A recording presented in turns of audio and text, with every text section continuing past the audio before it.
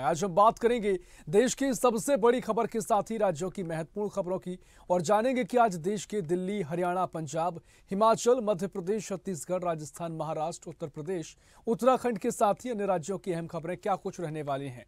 और इन अहम खबरों के लिए हमारे साथ विभिन्न प्रदेशों से हमारे संवाददाता जुड़ेंगे और सबसे पहले तमाम खबरें जानेंगे। लेकिन क्या कुछ बड़ी खबरें यहाँ पर हैं, क्या कुछ सियासी मिजाज बना हुआ है, क्या कुछ इसके अलावा मौसमी पारा कह रहा है, लोकसभा चुनाव को लेकर क्या कुछ तैयारियां चल रही हैं, क्योंकि लगातार देश भर में चुनावी माहौल बना हुआ है। और इसके साथ ही तमाम अन्य क्या खबरें हैं, तमाम खबरें साझा करेंगे। इससे पहले चाहे महाराष्ट्र हो, उत्तराखंड हो, मध्य प्रदेश हो या उत्तर प्रदेश हो, तमाम राज्यों से हमारे सहयोगी जुड़ेंगे और तमाम खबरें साझा करेंगे। सीधा चलेंगे राजधानी भोपाल, जहां से अनिरुद्ध सोनू हमारे साथ लाइव जुड़ गए हैं। अनिरुद्ध जी, क्या कुछ बड़ी खबरें आज मध्य प्रदेश से हैं? क्या कुछ सियासी पारा बना हुआ है? क्या कुछ बड़ी खबर जिस पर आज सभी की निगाहें रहेंगी?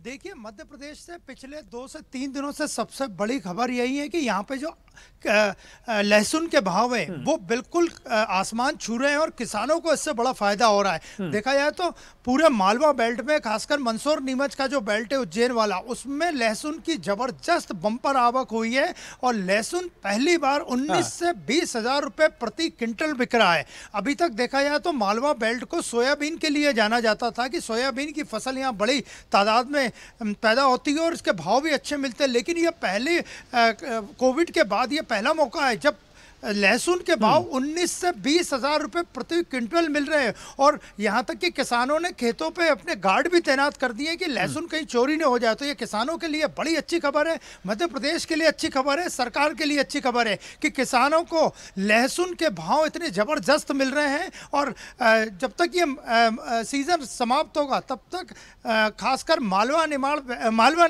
का किसान लहसुन की फसल से माला माल नजर आएगा। और जहाँ तक बात करें हम भोपाल की, तो भोपाल में देर रात तक प्रशासनिक सर्जरी चलती रही और 64 से ज्यादा राज्य प्रशासनिक सेवा के अधिकारियों को ट्रांसफर किया गया। और इनमें ज्यादातर अधिकारी वो थे जो 3 से ज्यादा समय से एक ही स्थान पर टिके हुए थे, एक ही शहर में टिके हुए थे। तो डॉक्टर मोहन यादव सरकार जब से बनी है तब से राजनीति के साथ प्रशासनिक फेरबदल भी जबरदस्त देखने को मिल रहा है। जहां पे मंत्रियों के स्टाफ बदले जा रहे हैं, वहीं पे प्रशासनिक सेवा के अधिकारी, आईपीएस अधिकारी, आईएएस अधिकारी और राज्य प्रशासनिक सेवा के अधिकारियों का लगातार ट्रांसफर किया जा रहा है। और 64 अधिकारियों को सरकार ने कल देर रात तक ट्रांसफर किया, जिनमें डिप्टी कलेक्टर, संयुक्त कलेक्टर और अन्य अधिकारी शामिल हैं।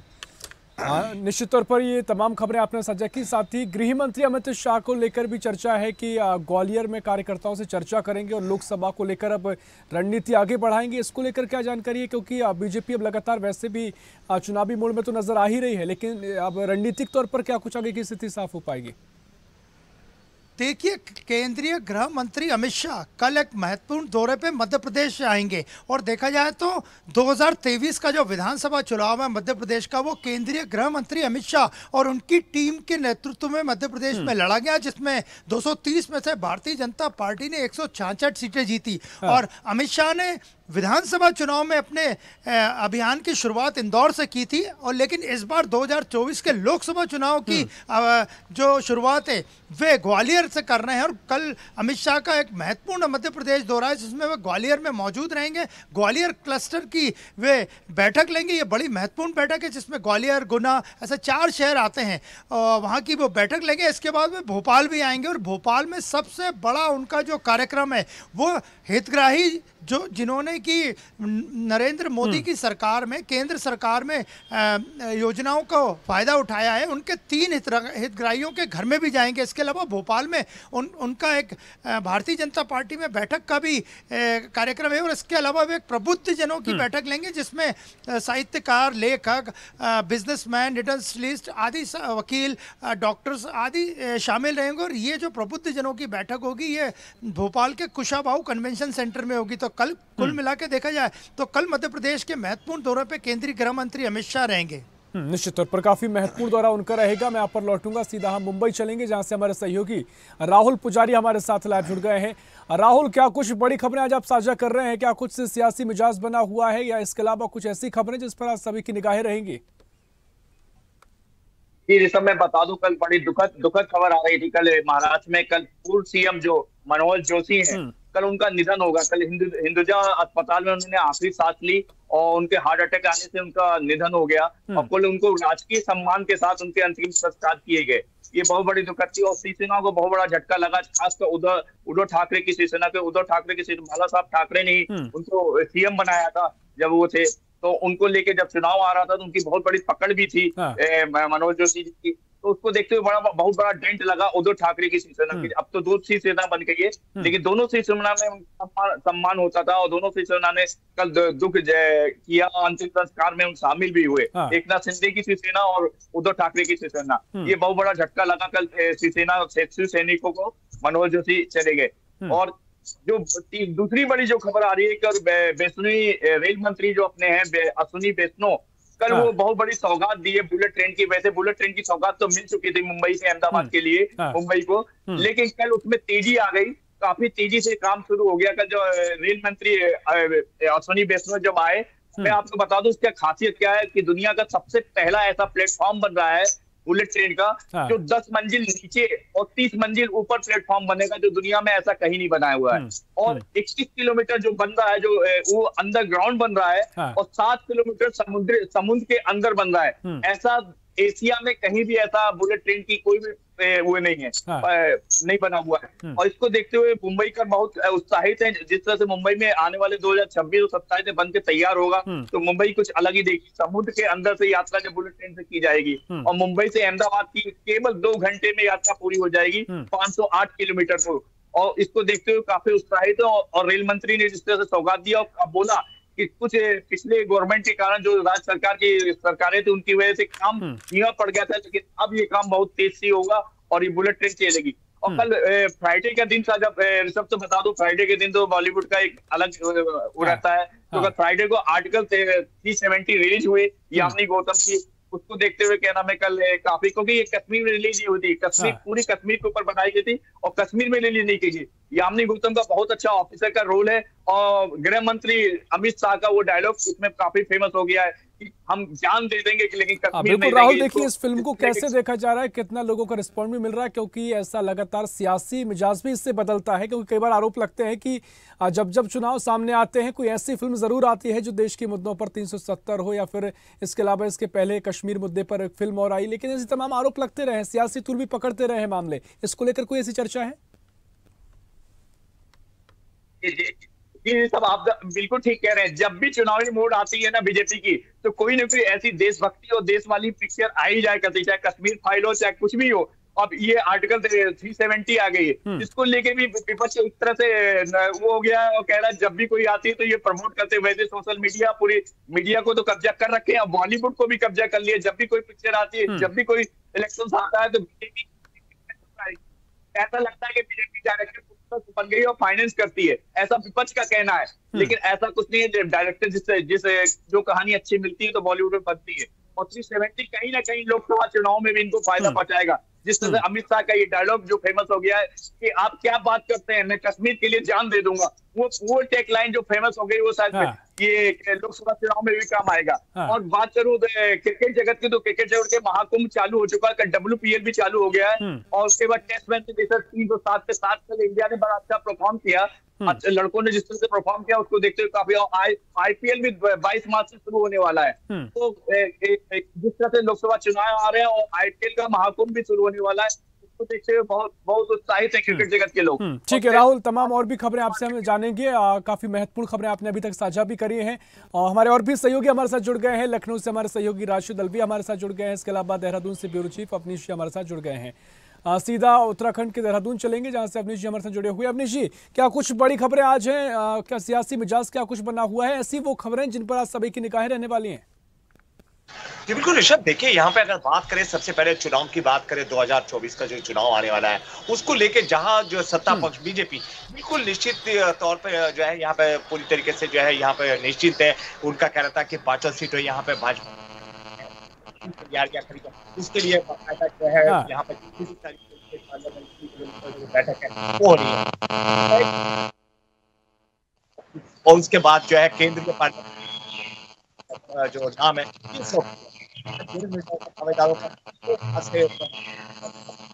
तो इसको लेके जो कयास लगाया जा रहा है इस बार हो सकता है मध्य प्रदेश की तरफ से यहाँ पे कई जो है नामों को चेंज किया जा सकता है, कई नए चेहरे यहाँ पे उतारे जा सकते हैं। इस तरीके की यहाँ पे जो है सियासी हलचल है और देखने में बात होगी क्योंकि यहाँ पे जिस तरीके की दावेदारी की बात करें, वही दूसरी ओर कांग्रेस की बात करें, कांग्रेस के कई जो नेता है अब उनके लिए यहाँ पे परेशानी का सबब बनने जा रहा है। उनके कई जो दावेदार है उन्होंने यहाँ पे जो है चुनाव लड़ने से साफ मना कर दिया। इसको लेके कहीं ना कहीं अब जो कांग्रेस है उसको यहाँ पे जो है ये देखने वाली बात होगी कि किस तरीके से चुनाव को जो है लड़ा जाएगा और किस तरीके से यहाँ पे जो है नेताओं को मनाने की बात की जाएगी। क्योंकि पहले ही यहाँ पे जिस तरीके से जो स्टेडिंग कमेटी को 40 नामों को जो भेजा गया था उस पर एक ही सीट पर कई दावेदार होने की वजह से अंतरकलह कई बार सामने आ चुकी है। जी रिश्वत। निश्चित तौर पर यहाँ पर देखिए सियासी मिजाज तो लगातार बना ही हुआ है, साथ में मौसम में भी कुछ परिवर्तन आया है। इसको लेकर कोई अपडेट है क्या? मौसम में कुछ लेकर बड़ी अपडेट हो? देखिए यहाँ पे अभी जो है जिस तरीके से देखा जाए पिछले दिनों बर्फबारी लगातार चल रही है पहाड़ों पर कई जगह। अभी कल की बात करें, कल अचानक जो है अल्मोड़ा के अंदर भी जो है बर्फबारी देखने को मिली है। उसको लेकर यहाँ पे लगातार शीतलहर जो है चल रही है। अभी जो है ठंड का जो प्रकोप है वो सुबह शाम यहाँ पे ठंड का प्रकोप जरूर है और जो ठंडी हवा है वो लगातार चल रही है। और इधर यहाँ पर अभी जो है पर्यटन की बात करें, 4 धाम शुरू होने वाला, पर्यटन सीजन शुरू होने वाला है, उसको लेकर पर्यटन विभाग जो है यहाँ पे एक सौगात देने जा रहा है जिसका नाम उन्होंने जो है रखा है स्लीपिंग अंडर स्काई। उसके लिए बाकायदा जो कैबिनेट मंत्री सतपाल महाराज है उन्होंने यहाँ पे घोषणा की है कि एक नया जो है यहाँ पे आयाम शुरू करने जा रहा है। जो दूर दराज के लोग आते हैं उनको जंगल जहाँ पे जानवर नहीं है, जंगल में रात्रि को जो है विश्राम करने की यहाँ पे सुविधा भी मुहैया कराया जा रहा है और जिसको लेकर यहाँ पे स्थानीय जो थाना है वो परोसा जाएगा और बाकायदा उनके लिए यहाँ पे जिस तरीके के इंतजाम किए जाएंगे। अगर ये जो है धरातल पर उतर जाता है तो आने वाले समय में जो है जो पर्यटक है वो जंगलों का भी यहाँ पे लुत्फ उठा सकते हैं। बिल्कुल अवनीश जी, काफी महत्वपूर्ण खबर का आपने जिक्र किया क्योंकि चर्चा भी इसकी काफी शुरू हुई है। किस तरह का ये पूरा कॉन्सेप्ट है? क्योंकि कहा जा रहा है कि जंगलों में जो सेफ जोन है वहां पर लोगों के लिए कहे कि व्यवस्था उनके लिए की जाएगी, उसको लेकर पूरा जो पर्यटन डेवलप किया जाएगा। क्या कुछ कॉन्सेप्ट सरकार ने इसको लेकर आगे बढ़ाया है? बिल्कुल, देखिए यहाँ पे पहले भी पिछले वर्ष की बात करें, पिछले वर्ष जिस तरीके से बात की थी डेस्टिनेशन की, उसको लेकर यहाँ पे जिस तरीके से मोबाइल वैन की बात की कि मोबाइल वैन यहाँ पे प्रोवाइड की जा रही है कि जो जगह जगह जो है जमीनों में उनको जो है सफारी कराएगी और वहाँ पे पूरा जो मोबाइल वैन है उसमें पूरी तरीके से मॉडल का रूप दिया गया था। उसको लेकर पर्यटन विभाग की तरफ से जो है यहाँ पे कहा गया था कि आप इस मोबाइल वैन को आप बुक करिए और जहाँ आपकी इच्छा है, जहाँ पे जो सेफ जोन है वहाँ आप रात्रि विश्राम करिए। जो वो मोबाइल वैन है उसमें पूरी सुविधाएं हैं। जिस तरीके की खाने की बात है, आप ड्रिंक पी सकते हैं, खाना भी खा सकते हैं, उसके अंदर जो आपका मनपसंद जो वहाँ का लोकल फूड है वो आपको वहाँ पे प्रोवाइड किया जाएगा। इसको लेके लगातार पर्यटन विभाग जो है यहाँ पे जो है कवायद में लगा हुआ है और अब आने वाले टाइम पे जिस तरीके से अंडर जो स्लीपिंग अंडर स्काई की बात कर रहे हैं, अगर ये भी जो उतर जाता है इसको लेके आने वाले जो पर्यटक है उनको यहाँ पे जरूर यहाँ पे आनंद जरूर आएगा। निश्चित तौर पर ये तमाम महत्वपूर्ण खबरें आपने साझा की और महत्वपूर्ण कदम भी सरकार के सुर दिखाई भी दे रहा है। आप पर मैं लौटूंगा, सीधा लखनऊ चलेंगे जहां से हमारे सहयोगी राशिद अलवी हमारे साथ जुड़े हुए हैं। राशिद, क्या कुछ बड़ी खबरें आज लखनऊ से हैं? सियासी मिजाज बना हुआ है और खासकर कल का जो पीएम मोदी का दौरा था उसको लेकर क्या कुछ अपडेट है?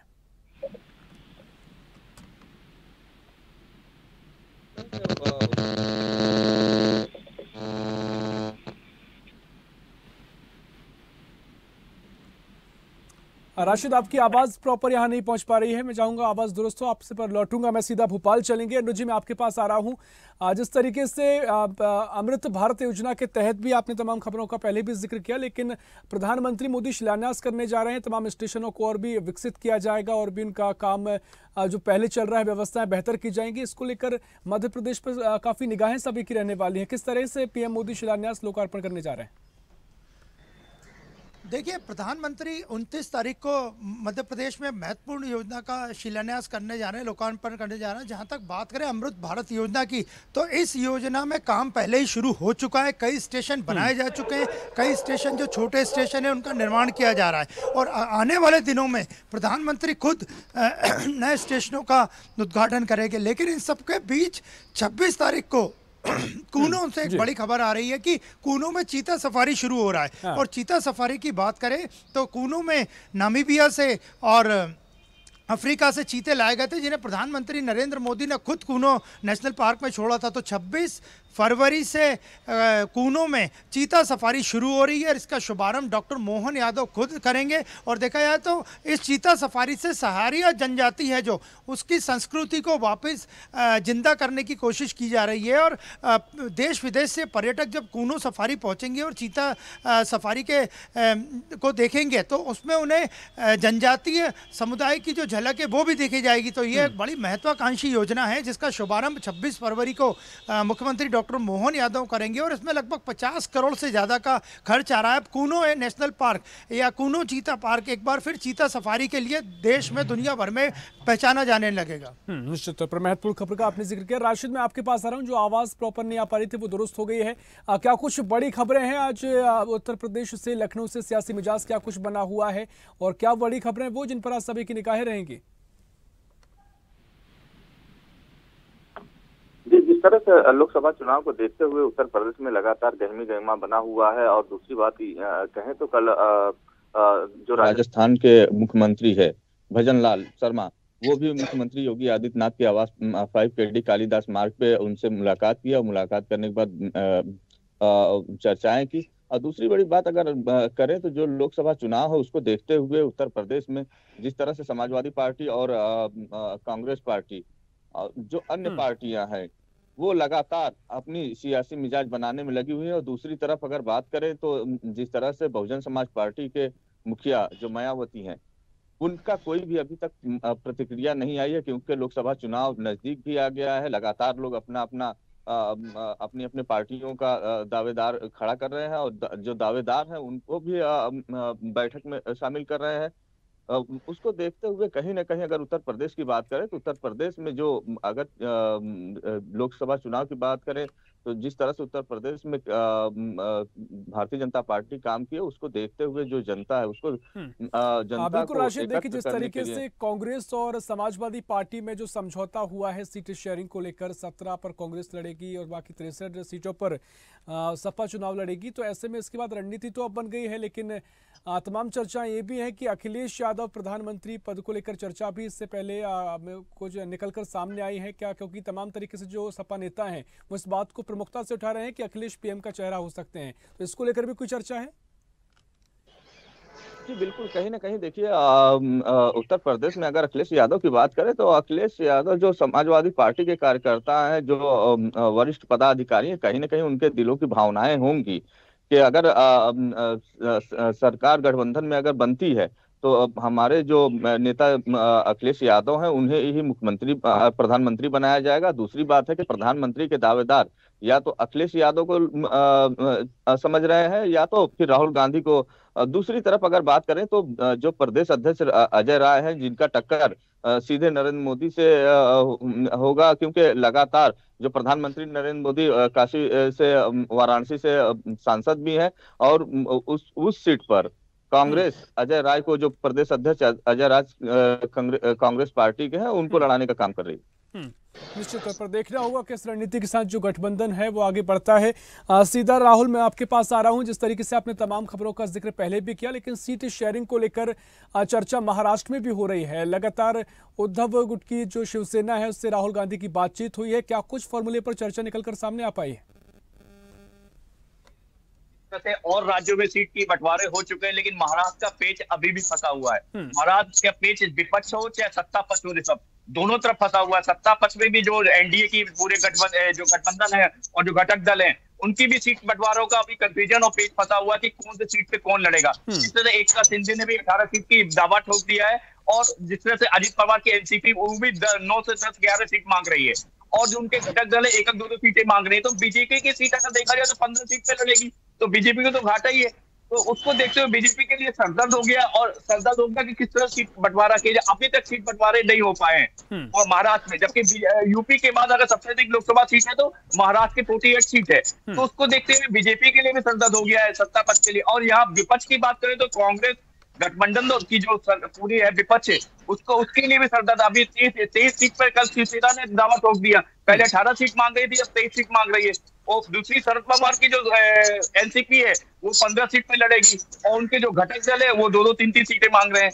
तो इस तरह से पूरी तरह से, मैं कल भी बता रहा था कि पूरी तरह से रायता फैल चुका है। अभी किसी तरह से भी, चाहे सत्ता पक्ष हो चाहे विपक्ष हो, उनका कोई भी सीट के बंटवारे में कोई भी अभी एकमत नहीं हुए हैं, और देखना आगे क्या होगा। और फिर उसके बाद एक नया सरदा दौर आ गया मराठा राजचट का। जिस तरह से विधान परिषद में पास किया गया, उसको लेकर पूरे मराठा लामबंद हो गए, और 1 तारीख से पूरे महाराष्ट्र में आंदोलन करेंगे, गाँव में आंदोलन करेंगे और रास्ता जाम करेंगे। केवल बोर्ड के परीक्षार्थियों को जाने की परमिशन मिलेगी, बाकी किसी को नहीं मिलेगी। इसको देखते हुए मनोज जरांगे पार्टी जो इसके नेतृत्व कर रहे हैं, उन्होंने सीधा कह दिया, जैसा कि हमने स्वदेश न्यूज ने जिस तरह से मोहर लगाई थी, हम लोगों ने जिस तरह से कवर कर रहे थे, हम लोगों ने आशंका की थी कि ओबीसी आरक्षण से ही मांगेगा।